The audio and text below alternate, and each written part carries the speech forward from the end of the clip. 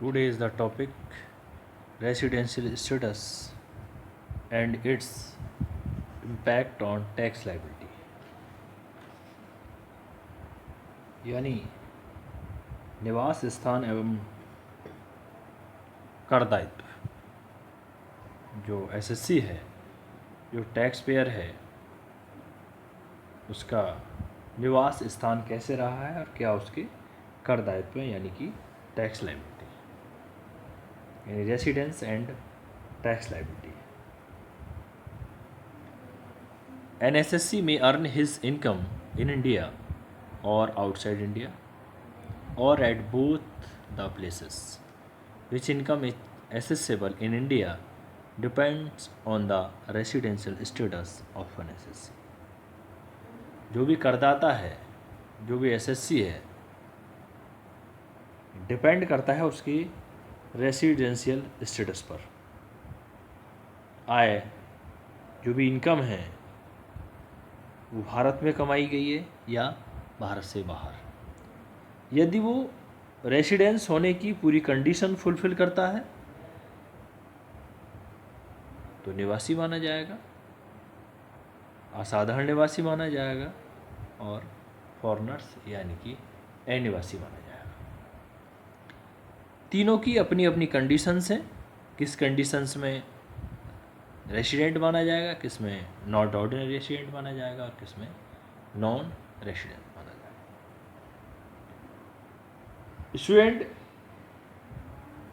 ये सबसे पहले कैलकुलेट करने के लिए उसके निवासीय स्थिति को जानना आवश्यक है, यानी कि उसके रेसिडेंशियल स्टेटस को। कि एसएससी का रेसिडेंशियल स्टेटस क्या है। जैसे रेसिडेंस ऑफ एसएससी, इसका सेक्शन 5 है। The scope of total income of an assessee is determined with reference to his residence in India in the previous year.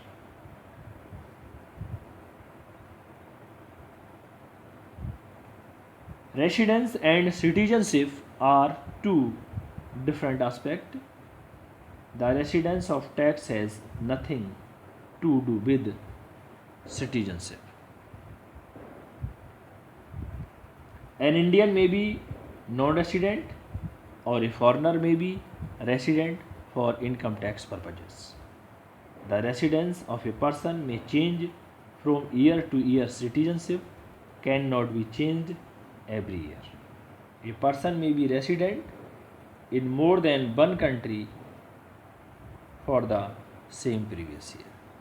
यानी कि एक जो भारत का व्यक्ति होगा वो भी फॉरेनर यानी अनिवासी हो सकता है और एक फॉरेनर्स पर्सन भी भारत का निवासी हो सकता है। डिपेंड करता है इनकम टैक्स पर्पजेस के हिसाब से। यदि इनकम टैक्स की जो भी कंडीशंस हैं उन्हें फुलफिल करता है तो एक विदेशी भी निवासी हो सकता है और एक इंडियन पर्सन भी विदेशी हो सकता है। स्टूडेंट, इसके डिफरेंट टाइप्स ऑफ रेसिडेंट, जैसे on the basis of residence the SSC are divided into 3 categories. जैसे person who are resident in India, popularly known as ordinary resident, यानी कि ऑर्डिनरी रेसिडेंट या रेसिडेंट। नंबर 2 आता है person who are not ordinary resident in India, यानी number 1 Bharat का निवासी, number 2 असाधारण निवासी और थर्ड आता है student person who are non resident, यानी कि अनिवासी। स्टूडेंट, जो एक एसएससी की उसकी रेसिडेंस होने के लिए कौन कौन सी उसकी कैटेगरीज हैं, कितने टाइप्स हैं, यानी कि रेसिडेंट या ordinary resident. Number 2 not ordinary resident, और number 3 non resident. Student, types of resident को मैंने ये चार्ट डायग्राम के थ्रू भी शो किया है। देखिए रेसिडेंट और नॉन रेसिडेंट। अब रेसिडेंट के 2 टाइप्स हैं, ऑर्डिनरी रेसिडेंट और नॉट ऑर्डिनरी रेसिडेंट। रेसिडेंट या ऑर्डिनरी रेसिडेंट एक ही बात है, और not ordinary resident number 2, number 3 non resident. Student, इसी के these are separate rules for determining the residence of different kind of SSC. The different kind of SSC are, यानी कि जो टैक्स पेयर हैं वो किस किस तरीके से। देखिए, इंडिविजुअल, हिंदू अनडिवाइडेड फैमिलीज, यानी हिंदू अविभाजित परिवार। An association of person, local authorities, और आर्टिफिशियल जुरिडिकल पर्सन। स्टूडेंट, अब सबसे पहले हम 1 बाई 1 डिस्कस करेंगे। सबसे पहले इंडिविजुअल को डिस्कस करेंगे, और एक व्यक्ति कब रेसिडेंट कहलाएगा, कब नॉट ऑर्डिनरी रेसिडेंट कहलाएगा, और कब नॉन रेसिडेंट कहलाएगा, इन सब का हम आगे डीपली डिस्कस करेंगे। Individual, section 6 subsection 1। The residence of N individual is determined on the basis of rules stated here under. यानी नंबर 1 रेसिडेंट, जो कि टाइप ऑफ रेसिडेंस पीछे बता चुका हूँ। रेसिडेंट या ऑर्डिनरी रेसिडेंट एक ही बात है।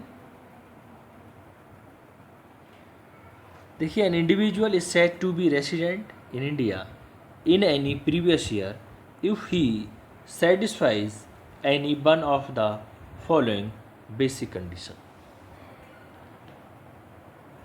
बेसिक कंडीशन यानी जो बेसिक कंडीशन दे रखी हैं, इनमें से कोई भी एक कंडीशन एसएससी प्रीवियस ईयर में फुलफिल करता है तो रेसिडेंट कहलाएगा।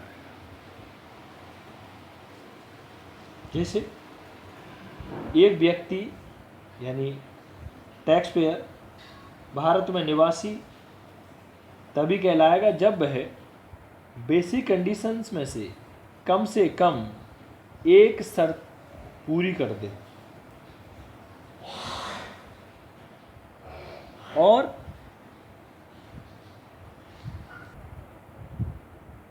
जैसे he is in India in the previous year for a period of 182 days, यानी प्रीवियस यानी गत वर्ष में 182 दिन रहना अनिवार्य है। अब स्टूडेंट, ऐसा भी नहीं कि 182 दिन लगातार ही रहना होगा, बीच बीच में वो भारत में आ सकता है, फिर जा सकता है। यानी कुल मिला करके प्रीवियस ईयर में 182 दिन रहा हो, जिसमें आने और जाने के दिन भी कैलकुलेट किए जाते हैं।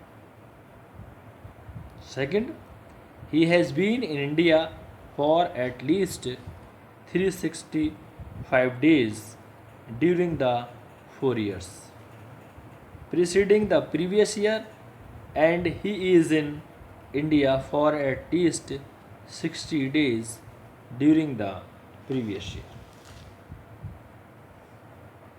Student,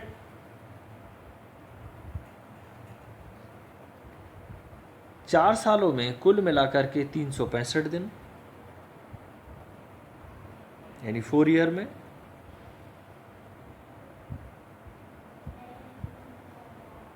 365 दिन रहा हो, लेकिन प्रीवियस ईयर में 60 डेज रहना अनिवार्य है। जो प्रीवियस ईयर निकला होगा गत वर्ष, उसमें 60 दिन रहना अनिवार्य है।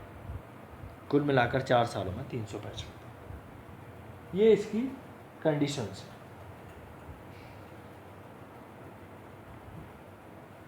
जैसे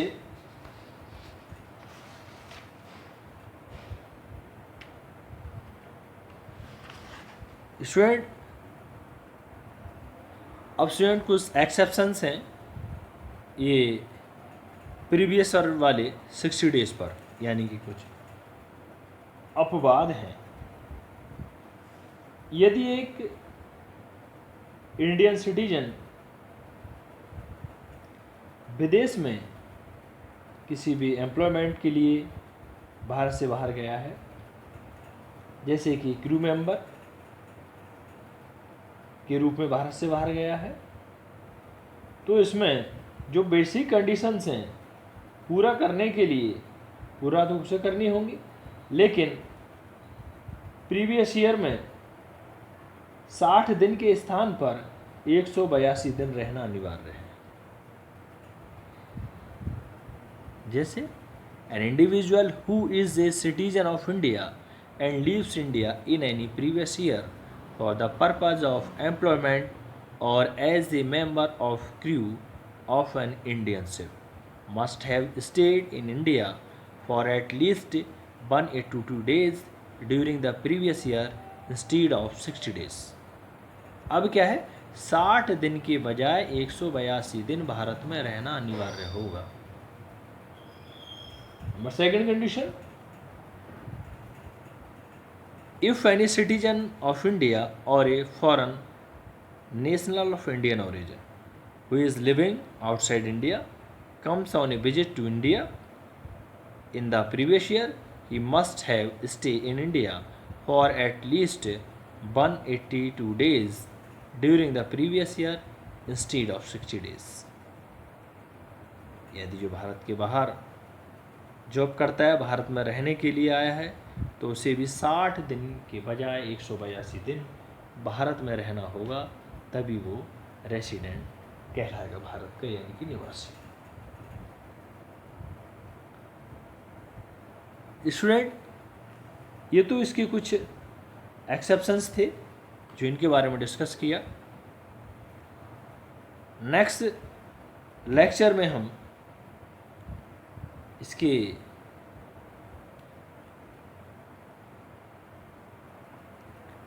एडिशनल कंडीशन के बारे में डिस्कस करेंगे और नॉट ऑर्डिनरी रेसिडेंट के बारे में डिस्कस करेंगे और नॉन रेसिडेंट के बारे में डिस्कस करेंगे। Thank you student.